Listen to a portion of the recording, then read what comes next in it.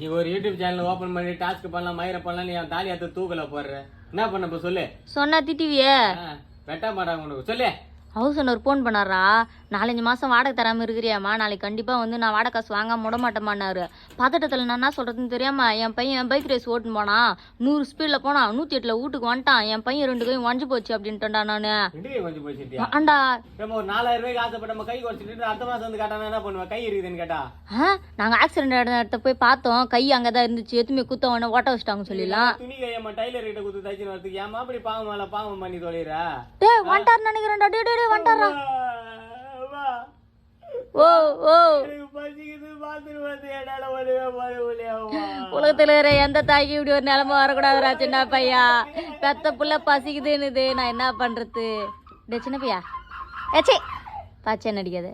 நம்ம house owner இல்லை பழுதுரா, வேற யாரோடா. வேற யாரும் அந்த பாவத்துல நீ எங்க போய் பரிகாரம் பண்ண